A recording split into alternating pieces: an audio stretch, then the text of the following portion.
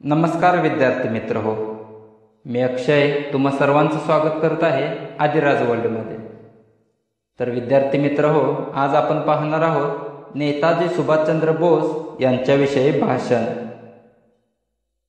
तुम मुझे खून दो मैं तुम्हें आज़ादी दूंगा ही घोषणा देऊन संपूर्ण जगाचे लक्ष वेधून घेणारे भारत मातेचे थोर सुपुत्र म्हणजेच आपले नेताजी सुभाषचंद्र बोस।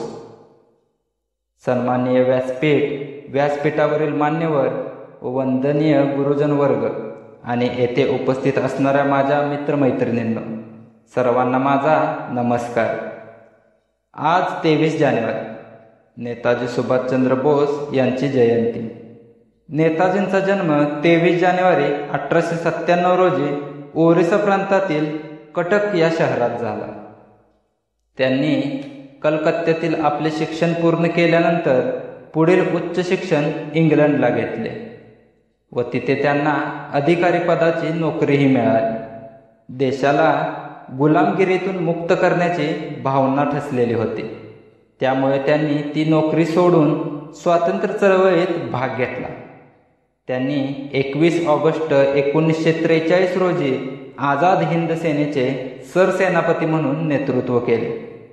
अनेक भारतीय तरुणही यात सामील झाले। इतकेच काय, पण स्त्रियांनाही लष्करी शिक्षण देण्यासाठी त्यांनी झाशीचे राणी पथक स्थापन केले। नेताजी हे जहालमतवादी होते। त्यांची भाषणे म्हणजे विचारांच्या पेटत्या मशाली होत्या।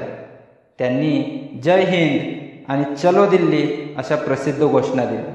दुर्दैवाने 18 ऑगस्ट 1945 रोजी तायवान येथे एका विमान अपघातात त्यांचा मृत्यू झाला असे म्हटले जाते।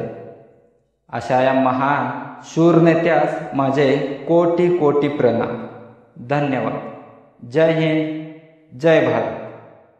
तर मित्रांनो, असेच नवनवीन व्हिडिओज पाहण्यासाठी आपल्या यूट्यूब चॅनलला सबस्क्राईब करा आणि पाहत रहा आदिराज वर्ल्ड।